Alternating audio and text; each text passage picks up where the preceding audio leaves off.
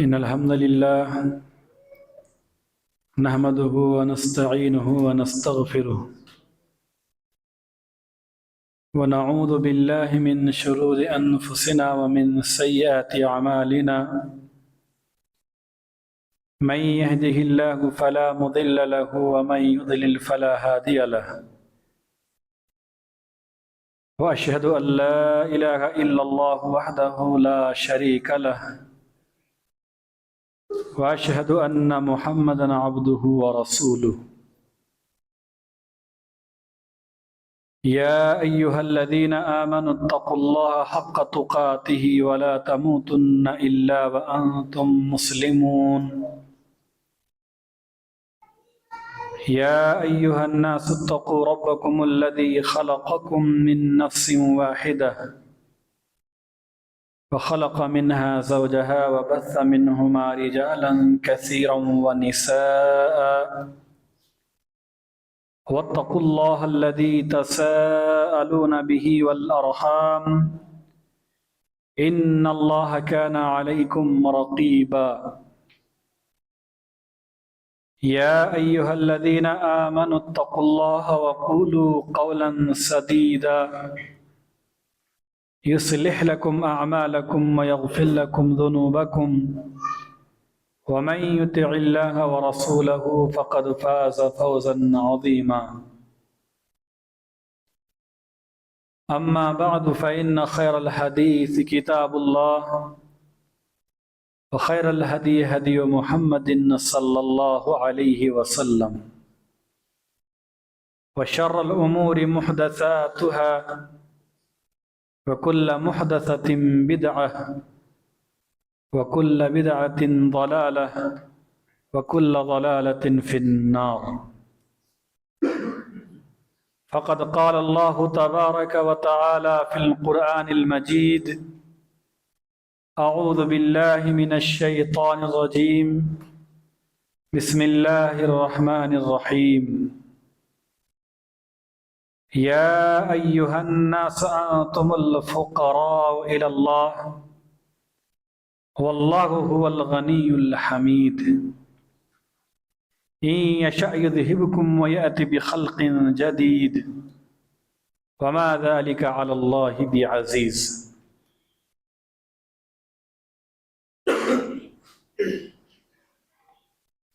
وقال النبي صلى الله عليه وسلم ألا أدلك كنز من كنوز الجنة فقلت بلى يا رسول الله قال لا حول ولا قوة إلا بالله رواہ مسلم۔ حمد و ثنا، بزرگی اور بڑائی اللہ تعالیٰ کے لیے جو ایک ہے، پاک اور بے عیب ہے، اس جیسا کوئی نہیں۔ وہ سب سے بڑا بادشاہ ہے، اسی نے سب چیزوں کو پیدا کیا، وہی سب کا رکھوالا ہے، وہ ہمیشہ سے ہے اور ہمیشہ رہے گا۔ اس کے سب کام اچھے ہیں، اس کے ارادے کو کوئی روک نہیں سکتا، جو چاہتا ہے کرتا ہے۔ وہ نیکی کو پسند کرتا ہے اور برائی اسے نہیں بھاتی۔ اور انگنت درود و سلام جناب محمد رسول اللہ صلی اللہ علیہ وسلم پر، جو خاتم النبیین ہیں، جو رحمت للعالمین ہیں، جو شفیع المذنبین ہیں، اور جو ساری دنیا کے رہبر و پیشوا ہیں۔ محترم سامعین اور پردہ نشین خواتین اسلام، آج کی اس خطبہ جمعہ میں عنوان ہے انسان کی حیثیت و حقیقت۔ حقیقی مومن سچی طلب، محبت، عبودیت، توکل، انابت، तस्लीम व रदा, खौफ उम्मीद, खालिस तवज्जो और हमा वक्त हाजतमंदी की कैफियत के साथ अल्लाह तबारक व तआला की तरफ रुजू करता है। इसलिए कि अल्लाह तबारक व तआला गनी है, बेनियाज है, जबकि बंदे उसकी मोहताज हैं, उसके दर के फ़कीर हैं। अल्लाह तबारक व तआला ने इंसान की इस हैसियत व हकीकत को सूरह फातिर आयत नंबर 15, 16 और 17 के अंदर बयान फरमाया। अल्लाह फरमाता है, या अय्युहन्नास अंतुमुल फुक़राउ इलल्लाह, ऐ लोगों तुम सब के सब अल्लाह के मोहताज हो, तुम सब के सब अल्लाह के दर के फ़कीर हो। वल्लाहु हुवल गनीयुल हमीद, और अल्लाह तबारक व तआला बेनियाज है, तारीफ़ों वाला है, खूबियों वाला है। अल्लाह तबारक व तआला ने या अय्युहन नास कहकर खिताब फरमाया। जो नास लफ्ज़ आम हैं, इसमें अवाम भी है, ख़वास भी, हत्ता के अम्बिया अलैहिमुस्सलातु वस्सलाम, सुलहा, शुहदा सब इसमें शामिल हैं कि चाहे वो नबी हो या वली हो, सच्चे हो या शहीद हो, तुम सब के सब अल्लाह के मोहताज हो, अल्लाह के दर के फ़कीर हो। और अल्लाह तबारक व तआला बेनियाज है, खूबियों वाला है। उसकी बेनियाजी का आलम यह है कि अगर तुम तमाम इंसान नाफरमाने पे उतर जाओ तो उसकी बादशाहत में जर्रा बराबर भी कमी नहीं आएगी, और अगर सब के सब इंसान फरमा बरदार बन जाए तब भी उसकी सल्तनत और हुकूमत में कोई इजाफा नहीं होगा। अगर कोई अल्लाह तबारक व तआला की इबादत व बंदगी में जिंदगी गुजर बसर कर रहा है तो ये उसका अपना फायदा है, और अगर वो सरकशी और नाफरमानी में जिंदगी गुजर बसर कर रहा है तो उसको ही नुकसान होगा। अल्लाह तबारक व तआला की बेनियाजी का एक आलम यह है, और एक सूरत यह भी है कि इन यशा युज़हिबकुम व याति बिखल्क़िन जदीद, अगर वो चाहें तो तुम्हें फनाह कर दे, खत्म कर दे और एक नई मखलूक पैदा कर दे। वमा ज़ालिका अलल्लाहि बिअज़ीज़, ये काम अल्लाह के लिए कोई मुश्किल नहीं है। कितनों को किया अल्लाह ने, हमसे पहले कितनी उम्मतों को फनाह कर दिया, खत्म कर दिया, फिर नई मखलूक पैदा की है। अल्लाह फरमाते अल्लाह तबारक व तआला की बेनियाजी की सूरत है कि अल्लाह तबारक व तआला तुम्हें खत्म करके तुम्हारी जगह नई मखलूक पैदा कर दे, और ये काम अल्लाह के लिए कोई मुश्किल काम नहीं है। इस आयत करीमा में अल्लाह तबारक व तआला ने सराहत की है कि इंसान अल्लाह तबारक व तआला के मोहताज हैं, इंसान अल्लाह तबारक व तआला के दर के फ़कीर हैं, और अल्लाह तबारक व तआला बेनियाज हैं। अल्लाह तबारक व तआला का गिना होना अज़ली है, अबदी है,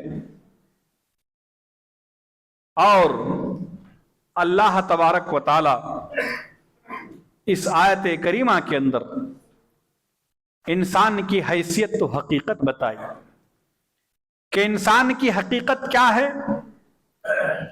इंसान अल्लाह के मोहताज हैं, इंसान अल्लाह के दर के फ़कीर हैं, जबकि अल्लाह ने अपने बारे में फरमाया अल्लाह बेनियाज है, बेपरवाह है, अल्लाह तबारक व तआला तवंगर है।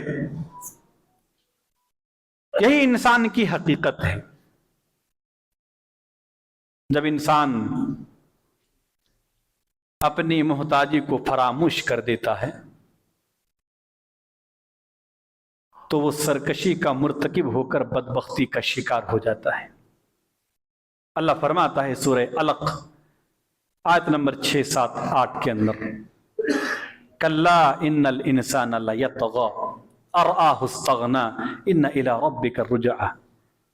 अल्लाह फरमाते कल्ला इन्नल इंसान लयतग़ा, यकीनन सचमुच इंसान सरकशी करता है, इंसान कुफ्र मासियत में मुब्तला हो जाता है, इंसान नाफरमानी का इर्तिकाब करता है, सरकशी करता है। वजह क्या है? वो बदमाशी और सरकशी क्यों करता है? अर्राहु इस्तगना, इसलिए कि उसने अपने आप को बेनियाज समझ लिया है, अपने आप को बेपरवाह समझ लिया है, खुद को तवंगर मान लिया है। इन्ना इला रब्बिका रुजआ, जबकि लौटना और पलट कर जाना ए नबी आपके रब ही की तरफ है।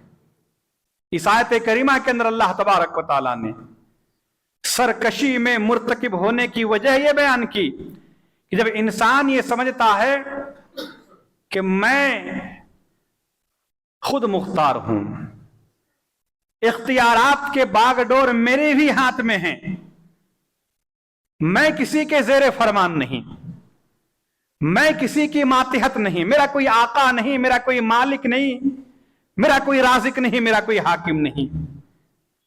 जब इंसान ये समझ लेता है कि मेरी जिंदगी मैं जैसे चाहूं जीऊं, मैं जैसे चाहूं मरूं, मैं जो चाहूं खाऊं, जो चाहूं पीऊं, जो चाहूं पहनूं, जो चाहूं ओढ़ूं, मैं जब चाहूं जागूं, जब चाहूं सोऊं, मेरी जिंदगी, मैं अपनी जिंदगी का खुद मुख्तार हूं, मैं बादशाह हूं, मेरी कैफियत लेने का किसी को हक नहीं है।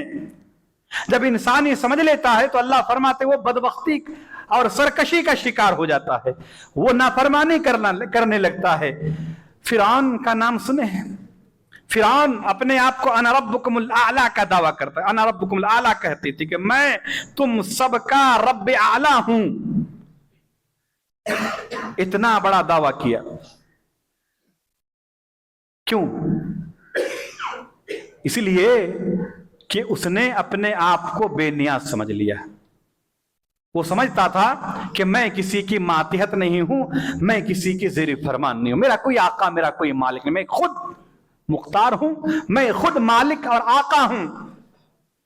और फिर जब कोई इंसान इस तरह अपने आप को बेपरवाह और बेनियाज समझ लेता है तो फिर वो बदबख्ती करता है, वो सरकशी का मुर्तकिब होता है। अल्लाह तबारक व तआला ने फरमाया हज़रत मूसा अलैहिस्सलातु वस्सलाम से खिताब करते हुए, इद्हब इला फिरऔन इन्नहु तग़ा। सूरह नाज़ियात के अंदर पूरा वाक़या है, सूरह ताहा के अंदर है, सूरह क़सस, सूरह शुआरा, बहुत सारी सूरतों के अंदर अल्लाह तबारक व तआला ने इस वाक़े को दोहराया है। अल्लाह ने फरमाया इद्हब इला फिरऔन इन्नहु तग़ा, ऐ मूसा फिरऔन की तरफ जाओ। क्यों? इसलिए कि उसने सरकशी इख्तियार कर ली है, वो कुफ्र मासियत और तकब्बुर में हद से बढ़ गया है। तग़ा कहते हैं मासियत, कुफ्र और तकब्बुर सरकशी में हद से आगे बढ़ जाना। फिरऔन इतने हद से आगे बढ़ गए सरकशी में कि उन्होंने पूरी कौम को अपना गुलाम बनाया और अपने आप को अना रब्बुकुमुल आला कहा। अल्लाह फरमाता है कि इद्हब इला फिरऔन इन्नहु तग़ा, ऐ मूसा जाओ फिरऔन की तरफ, उसने सरकशी का इर्तिकाब कर लिया है, वो सरकश हो गया है। और जब सरकश हो गया है तो वजह क्या है कि उसने अपने आप को बेनियाज समझ लिया है। फिरौन यही समझता था कि मैं खुद मुख्तार हूं, मेरा कोई आका नहीं है, मेरा कोई मालिक नहीं है, मैं किसी के ज़ेरे फरमान नहीं, मैं किसी के मातिहत नहीं। आज भी बहुत सारे लोग यही समझते हैं कि मेरी जिंदगी में जैसे चाहूं जीऊं, मैं नमाज पढ़ूं ना पढ़ूं, मैं अल्लाह के सामने झुकूं ना झुकूं, कोई क्या कहेगा। कब तक इस तरह की बेपरवाही की जिंदगी कब तक जिएंगे? जब तक सांस चल रही है।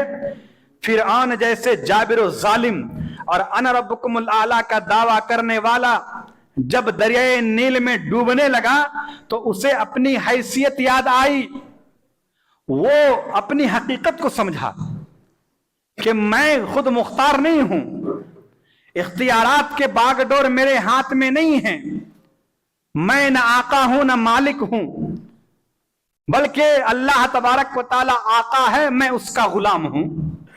अल्लाह तबारक व तआला मालिक है, मैं उसका बंदा हूं।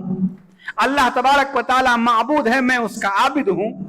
अल्लाह तबारक व तआला ही सब कुछ है, मैं अल्लाह के मुकाबले में कुछ भी हैसियत नहीं रखता। फिरौन डूबते डूबते अपनी हैसियत याद आई और फिरौन ने फिर कहा कि मैं हारून और मूसा और हारून के रब पर ईमान लाया। जब मौत को अपनी आंखों के सामने देख लिया تو پھر ساری ہیکڑی نکل گئی. وہ جو انا ربکم الاعلی کا دعویٰ کرتا تھا وہ سب بھول گئے. اپنی حیثیت اور حقیقت کو سمجھا کہ میری حیثیت کیا ہے اللہ کے مقابلے میں. ایمان لے آیا. اللہ تبارک و تعالیٰ نے نکارتے ہوئے کہا آن کیا اب جا کے تم ایمان لا رہے ہو؟ اس سے پہلے تو سرکشی کرتا تھا, نافرمانی کرتا تھا. جب موت کو اپنی آنکھوں سے دیکھ لیے اب تمہیں اپنی حیثیت یاد آ گئی. ٹھیک اسی طرح ہر وہ انسان جو اپنے آپ کو خود مختار سمجھتا ہے, اپنے آپ کو سمجھتا ہے کہ میں بے نیاز ہوں, میں بے پرواہ ہوں, میں تونگر ہوں, میں اللہ کا محتاج نہیں ہوں, آقا اللہ میرا نہیں ہے, میں اللہ کا غلام نہیں ہوں, اگر کوئی یہ سمجھتا ہے تو پھر تم اپنے آپ کو موت سے بچا کر دکھا سکتے ہو. یا وہ لوگ جن سے آپ محبت کرتے ہیں, آپ کی والدہ ہیں, آپ کے والد ہیں, آپ کی بیوی ہیں, آپ کے بچے, آپ کے شوہر ہیں, آپ کے چاہنے والے ہیں, وہ آپ کو بچا سکتے ہیں یا آپ ان کو بچا سکتے ہیں. ماں بیمار ہے, کس کو اپنی ماں سے محبت نہیں ہوتی ہے؟ باپ بیمار ہیں, کس کو اپنے باپ سے محبت نہیں ہوتی ہے؟ بیوی بیمار ہیں, کون سا ایسا شوہر ہے جسے اپنی بیوی سے محبت نہیں ہے؟ شوہر بیمار ہیں, مرنے کے قریب ہیں, کون سی ایسی بیوی ہے جسے اپنے شوہر سے محبت نہیں؟ بچے ہیں, کیا ان کو اپنے والد سے محبت نہیں ہے؟ بیمار ہیں, سب لوگ گھیرے ہوئے ہیں, ملک الموت اپنا کام کر گیا, نہ کوئی روح کو واپس لانے کی طاقت رکھ سکتا ہے, نہ کوئی اسے دوبارہ زندہ کر سکتا ہے. یہ انسان کی حیثیت ہے, یہ ہماری حقیقت ہے. اللہ فرماتا ہے سورہ واقعہ آیت نمبر 83 سے اللہ نے ذکر کیا. اللہ فرماتا ہے فَإِذَا بَلَغَتِ الْحُلْقُومِ, جب روح حلق تک پہنچ جائے. ہاں مرنا ہے ایک دن, تو ایسے نہیں مرو گے جس طرح فرعون کی ایک ہیکڑی نکل گئی تھی, پسینے چھوٹ جاتے ہیں, کسی کے پیشاب پاخانے تک نکل جاتا ہے. کیا سمجھیں آپ کس حالت میں مرنا پسند کرتے ہیں؟ آپ دیکھیں نہیں, آپ نے کبھی غسل دیا کسی میت کو, قریب سے دیکھا کسی مرتے ہوئے کو؟ وہ بار بار اپنے بدن سے چادر کو پھینکتا ہے, پاؤں جھٹکتا ہے, اور پاؤں سے شروع ہوتا ہے اس کی کیفیت, تاکہ وہ کہیں بھاگ نہ. اب کہاں بھاگو گے؟ زندگی بھر بھاگتے رہے یہاں وہاں, اب بستر پہ لیٹے ہوئے ہو.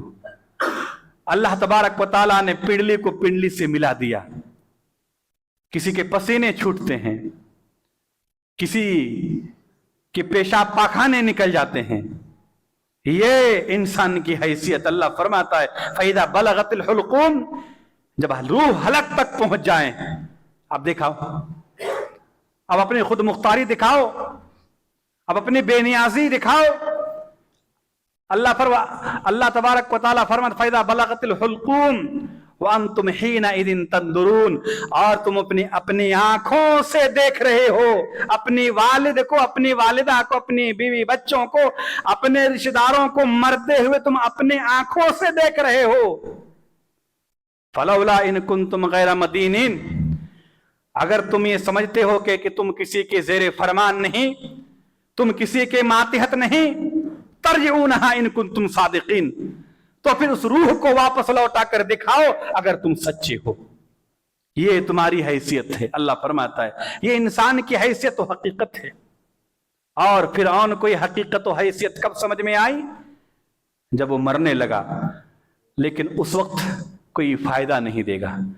اسی لیے ضرورت اس بات کی ہے کہ اپنی اے انسانوں حیثیت کو سمجھو کہ اللہ کے مقابلے میں ہم اللہ تبارک و تعالیٰ کے مقابلے میں کیا حیثیت رکھتے ہیں. اللہ تبارک و تعالیٰ آقا ہے, ہم اللہ کے غلام ہیں. اللہ تبارک و تعالیٰ ہمارا مالک ہے, ہم اللہ کے بندے ہیں. اللہ تبارک و تعالیٰ خالق ہیں, ہم اللہ کی مخلوق ہیں. اللہ تبارک و تعالیٰ کے ہم محتاج ہیں, اللہ کے در کے ہم فقیر ہیں. اگر یہ بات کسی کو سمجھ میں آ جائے تو پھر اس کی دنیا و آخرت کی زندگی بڑی کامیابی سے گزرے گی. ایک طرف آپ فرعون کو دیکھیے جن کو اتنا گھمن, اتنا غرور, اور ایک طرف موسیٰ علیہ السلام کی عاجزی اور انکساری دیکھیے. سورہ قصص کے اندر اللہ نے واقعہ بیان کیا, کہتے موسیٰ علیہ السلام نے قبطی آدمی کو مکہ مارا, وہ مر گیا. حضرت موسیٰ علیہ السلام کسی نے خبر دی کہ فرعون تمہاری قتل کی سازش کر رہا ہے، اسے معلوم ہو گیا ہے کہ قاتل تم ہی ہو۔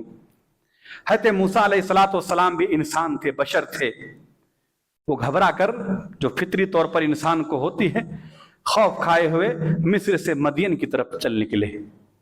تھکا ہارا لمبا سفر، بھوک سے نڈال، جب مدین پہنچے، چلتے چلتے کئی دنوں کا سفر، تو دیکھا کہ کنویں میں لوگ اپنی بکریوں کو پانی پلا رہے ہیں، دو لڑکیاں کنویں سے الگ تھلگ اپنی بکریوں کو روک رہے ہیں۔ حضرت موسیٰ علیہ السلام کو ترس آیا، ان لڑکیوں سے کہا کہ آپ اپنی بکریوں کو پانی کیوں نہیں پلاتے؟ کہا کہ ہمارے باپ بہت بوڑھے ہیں، جب یہ مرد حضرات چلے جائیں گے تب ہم پانی پلائیں گے۔ حضرت موسیٰ علیہ السلام نے ان لڑکیوں کے بکریوں کو پانی پلا دیا۔ اللہ فرماتا ہے سورہ قصص آیت نمبر 24، اس کے بعد اللہ نے ذکر کیا فَسَقَا لَهُمَا، حضرت موسیٰ علیہ السلام نے خود ان کے بکریوں کو پانی پلایا۔ ثُمَّ تَوَلَّا إِلَى الظِّلِّ، پھر ایک سائے کی طرف پلٹ آئے ہیں، سائے دار درخت کے نیچے بیٹھ گئے اور دعا کرنے لگے۔ فقال، دعا کرنے لگے، رب انی لما انزلت الی من خیر فقیر۔ کون کہہ رہے ہیں؟ جلیل القدر پیغمبر اپنے آپ کو فقیر کہہ رہا ہے اللہ کے سامنے، کرے پروردگار عالم تو جو کچھ بھلائی میری طرف نازل کر، میں اس کا محتاج ہوں، میں اس کا فقیر ہوں۔ بھوک سے نڈال، کئی دنوں کا تھکان، اور اللہ تبارک و تعالیٰ سے اپنی محتاجی اور بے بسی کا اظہار کیا کہ پروردگار بے بس ہوں، میں محتاج ہوں، تو جو بھی بھلائی نازل کر۔ اللہ تبارک و تعالیٰ نے حضرت موسیٰ علیہ السلام کی دعا قبول فرمائی۔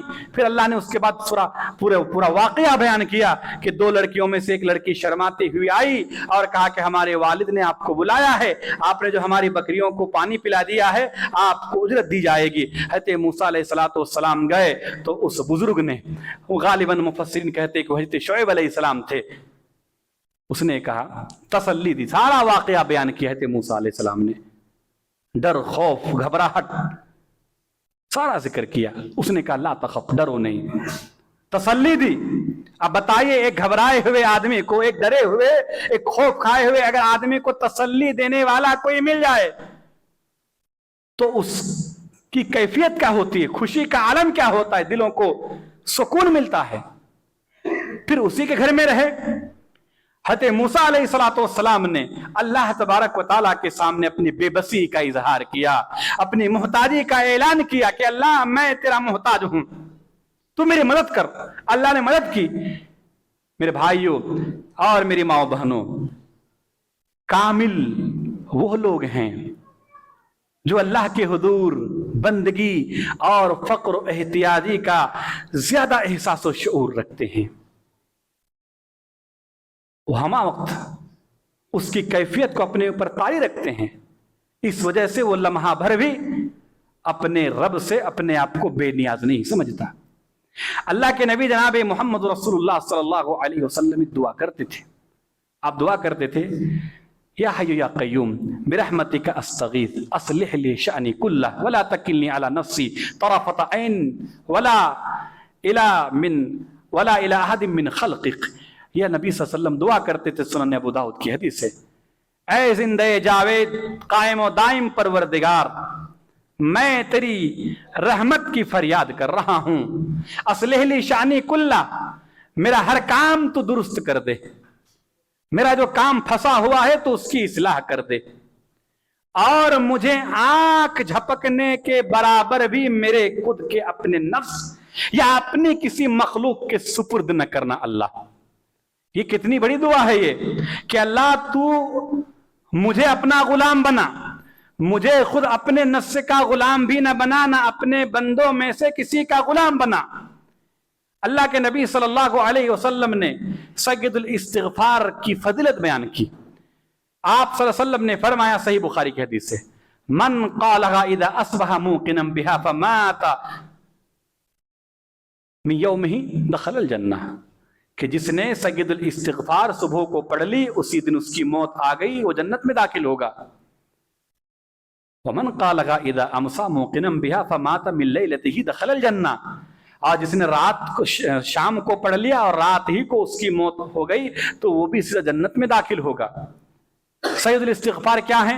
اللہم انت ربی لا الہ الا انت خلقتنی وانا عبدک وانا علی عہدک ووعدک ما استطعت اعوذ بک من شر ما صنعت ابو لک بنعمتک علی ابو بذنبی فاغفر لی فانہ لا یغفر الذنوب الا انت۔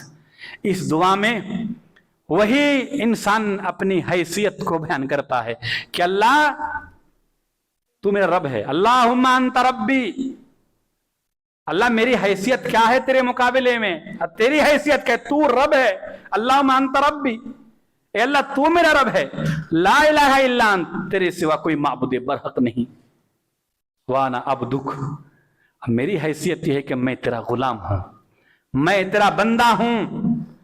اللہ تبارک و تعالیٰ کے سامنے انسان اپنی حیثیت کو بیان کر رہا ہے کہ اللہ تیرے سامنے میری کیا حیثیت، تو رب ہے، میں تیرا غلام ہوں، تیرے سوا کوئی معبود برحق نہیں ہے۔ وانا علی عہدک ووعدک ما استطعت، میں اپنی طاقت اور ہمت سے تیرے عہد اور وعدے پر قائم ہوں، جتنی میری طاقت ہے اللہ اتنی میں تیرے عہد و وعدے پر قائم ہوں۔ اعوذ بک من شر ما صنعت، میں جو کچھ کیا ہے اس کی شر سے تیری پناہ مانگتا ہوں۔ ابو لک بنعمتک علی و ابو بذنبی، میں تیری نعمت کے ساتھ تیری طرف لوٹتا ہوں، میں اپنے گناہ لے کر تیری طرف پلٹتا ہوں، فاغفر لی، تو مجھے معاف کر دے، فإنہ لا یغفر الذنوب الا انت، تو نہیں معاف کرے گا اللہ، کون معاف کرے گا؟ اس سید الاستغفار کے اندر انسان اپنی حیثیت کو بیان کرتا ہے کہ اللہ تیرے مقابلے میں میری کچھ بھی حیثیت نہیں، تو مالک ہے، میں تیرا بندہ ہوں، میں تیرا غلام ہوں۔ اور جب کوئی یہ کہتا ہے تو اللہ تبارک و تعالی اس پڑھنے والے کو، اگر اس نے یقین کے ساتھ صبح پڑھ لی اور اسی دن اس کی موت آ جائے، ہاں مرنا تو ہے آپ کو، آپ یہ نہ سمجھے سید الاستغفار پڑھو تو میں مر جاؤں گا، اگر سید الاستغفار پڑھ کے مر گئے تو آپ کامیاب ہو گئے، کیونکہ آپ نے اپنی حیثیت بیان کی کہ اللہ میری حیثیت تیرے مقابلے میں کچھ بھی نہیں ہے، تو آقا میں تیرا غلام، تو مالک میں تیرا بندہ ہوں، تو اللہ تبارک و تعالیٰ جنت عطا کرتا ہے۔ ایک آخری بات کہہ کے اپنی بات ختم کرتا ہوں کہ انسان اگر اپنی حیثیت کو سمجھ لے، اپنی حقیقت کو سمجھ لے، اگر آپ مالدار ہیں تو آپ کتنے مالدار ہیں، کتنے مالدار ہیں آپ سے بڑے بڑے مالدار آئے دنیا کی اسٹیج میں، کچھ دن کرشمہ دکھائے، پھر اپنی حیثیت یاد آ گئی۔ اگر آپ خوبصورت ہیں، کتنے خوبصورت ہیں آپ، اگر آپ موٹے تگڑے ہیں، آپ کی وزن کتنا وزن ہے آپ کی، اگر آپ کے بنگلے ہیں، گاڑیاں کتنے ہیں آپ کی، آپ کی حیثیت کیا ہے؟ پہلے لوگ آئے وہ کہیں زیادہ تھے ہم سے، لیکن جب انہوں نے اپنی حیثیت کو بھولا اور پھر وہ جب محتاجی کو بھلا کر فراموش کر کے وہ جب سرکشی کرنے پر اتر آئے تو پھر اللہ تبارک و تعالیٰ سے اپنی حیثیت دکھائے کہ تم انسان ہو، تمہاری یہ حیثیت ہے۔ اللہ کے نبی صلی اللہ علیہ وسلم نے ایک دعا کی بڑی فضیلت بیان فرمایا لا حول ولا قوت الا باللہ۔ ایک حدیث جامع ترمذی کی ہے، حضرت سعد بن عبادہ رضی اللہ تعالیٰ حدیث کے راوی ہیں، فرماتے ہیں کہ اللہ کے نبی صلی اللہ علیہ وسلم نے فرمایا الا ادلک علی باب من ابواب الجنہ، کیا میں تجھے جنت کے دروازوں میں سے ایک دروازوں پر رہنمائی نہ کروں؟ قلت بلا، کیوں نہیں، بتلائیے۔ اللہ کے نبی صلی اللہ علیہ وسلم نے فرمایا لا حول ولا قوت الا باللہ، یہ جنت کے دروازوں میں سے ایک دروازہ ہے۔ دوسری حدیث صحیح مسلم کی، اس حدیث کے اندر اللہ کے نبی صلی اللہ علیہ وسلم نے فرمایا، حضرت ابو موسیٰ اشعری رضی اللہ تعالیٰ حدیث کے راوی ہیں، فرماتے ہیں اللہ کے نبی نے فرمایا الا ادلک علی کنز من کنوز الجنہ، کیا میں تمہیں جنت کے خزانوں میں سے خزانے کے بارے میں نہ بتاؤں؟ قلت بلا، کیوں نہیں، بتلائیے اللہ کے نبی۔ آپ نے فرمایا لا حول ولا قوت الا باللہ، یہ جنت کے دروازوں میں سے ایک دروازہ ہے، جنت کے خزانوں میں سے ایک خزانہ ہے۔ یہ مختصر کلمات ہیں مگر اس کے معنی اور مفہوم بڑے جامع ہیں۔ اللہ کے نبی نے لا حول ولا قوت الا باللہ اس مختصر سے جملے کو، کلمے کو آپ صلی اللہ علیہ وسلم نے جنت کا خزانہ قرار دیا۔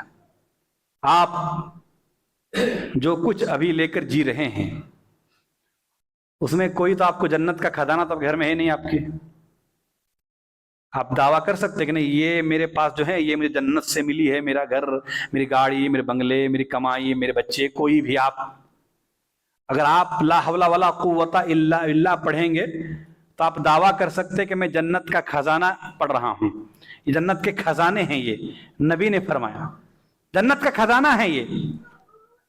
اس عظیم الشان اور عظیم المرتبت کلمات کو جو مقام اور عظمت ملی ہے، اس کی وجہ یہ ہے کہ اس کلمے میں اللہ تبارک و تعالی انسان کو اپنی حیثیت دکھا رہا ہے کہ انسان کی حیثیت کیا ہے، انسان کی حقیقت کیا ہے. اس کا ترجمہ کیا ہوگا؟ لفظی ترجمہ یوں ہوگا، لا حول ولا قوت الا باللہ، نہ طاقت و قوت نہ حرکت مگر اللہ تبارک و تعالیٰ کی توفیق سے. یعنی ہر طرح کی برائی، شر سے بچنے کی توفیق اور کوئی بھی نیک عمل کرنے کی توفیق اللہ تبارک و تعالیٰ کے بغیر کوئی نہیں کر سکتا. اللہ تبارک و تعالیٰ جب ایک انسان کو برائی سے بچانا چاہے تبھی وہ برائی سے بچ سکتا ہے، اور ایک انسان اسی وقت نیک عمل کر سکتا ہے جب اللہ تبارک و تعالیٰ اسے نیک عمل کرنے کی توفیق دے. مطلب کہ مختصر کلمات بندہ پڑھ کر اپنی بے بسی کا اظہار کرتا ہے، اپنی محتاجی کا اعلان کرتا ہے کہ اللہ میری حیثیت یہی ہے کہ میں گناہ سے بچ ہی نہیں سکتا جب تک تو نہ بچائے، اور میں نیک عمل کر ہی نہیں سکتا جب تک کہ تو نیکی کرنے کی توفیق نہ دے. اذان کے کلمات، مؤذن کہتا ہے اللہ اکبر، آپ جواب دیتے ہیں اللہ اکبر. پھر مؤذن کہتا ہے اللہ اکبر، آپ وہی لوٹاتے ہیں، وہی دہراتے ہیں. مؤذن کہتا ہے اشہد ان لا الہ الا اللہ، 2 بار کہتے ہیں، ہم بھی 2 بار وہی جواب دیتے ہیں. مؤذن پھر کہتا ہے اشہد ان محمد رسول اللہ، ہم پھر اسی الفاظ کو لوٹا دیتے ہیں، وہی جواب دیتے ہیں. لیکن جب مؤذن حی علی الصلاۃ، ہم کہتے لا حول ولا قوت الا باللہ. مؤذن پکارتا حی علی الفلاح، ہم کہتے لا حول ولا قوت الا باللہ. کیا آپ نے کبھی غور کیا؟ مؤذن کہتا ہے کہ آؤ نماز کی طرف، کامیابی کی طرف، ہم کہتے مولا کریم پاک پروردگار تو اگر توفیق نہ دے تو میں مسجد تک جا ہی نہیں سکتا، میں کامیابی کے معیار تک پہنچ ہی نہیں سکتا، میں کامیابی حاصل نہیں کر سکتا. اللہ تو دنیا کے جھمیلوں سے مجھے نکال، مجھے فرصت دے نماز پڑھنے کی، میں اطمینان کے ساتھ نماز پڑھوں، مجھے سر جھکانے کے اللہ تو توفیق دے. سب سے بڑی محرومی کیا ہے معلوم ہے آپ کو؟ اگر آپ کو اچھا گھر نہیں ملا کوئی بات نہیں، آپ جھوپڑی میں رہ سکتے ہیں. اگر آپ کو گاڑی نہیں ہے آپ پیدل چل کے زندگی گزر بسر کر سکتے ہیں. آپ اچھے کھانے نہیں کھائے، دال چاول کھا کے آپ زندگی گزر بسر کر لو. سب سے بڑی محرومی کیا ہے معلوم ہے؟ جس بندے سے اللہ تبارک و تعالی سجدے کی توفیق چھین لے، اس سے بڑا محروم دنیا کے اندر اور کوئی نہیں ہے. وہ سب سے بڑا محروم ہے کہ وہ اللہ تبارک و تعالیٰ کے سامنے جھک ہی نہیں پا رہا ہے. آپ دیکھیے جس دور سے ہم گزر رہے ہیں، یہاں نماز پڑھنے کی سکون کے ساتھ نماز نہیں پڑھ پاتے ہیں. نماز پڑھتے پڑھتے 4-5 بار کال آ جاتا ہے، ہم بھاگے پھر آئے پھر بھاگے. یہ آپ کیا سمجھتے ہیں؟ آپ دنیا کے کامیاب ترین انسان، آپ سب سے بڑے محروم ہیں. اور اس محرومی اس وقت آپ کو معلوم ہوں گی، آپ کو اپنی حیثیت اور اپنی حقیقت کا پتہ اس وقت چلے گا جب آپ اپنی آخری ایام اور آخری سانس لے رہے ہوں گے. آپ کے تمام رشتہ دار آپ کے ارد گرد ہوں گے، کوئی بھی آپ کو بچانے کی طاقت نہیں رکھ سکتا. روح نکل جائیں گی، روح پرواز کریں گے، لوگ دیکھتے دیکھتے رہ جائیں گے، کوئی بھی روح کو واپس پھر آپ کے جسم کے اندر لوٹا نہیں سکتا.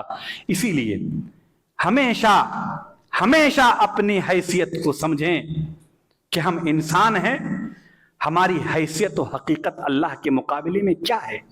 اللہ مالک ہے، ہم اللہ کے بندے ہیں. اللہ تبارک و تعالیٰ آقا ہے، ہم اللہ کے غلام ہیں.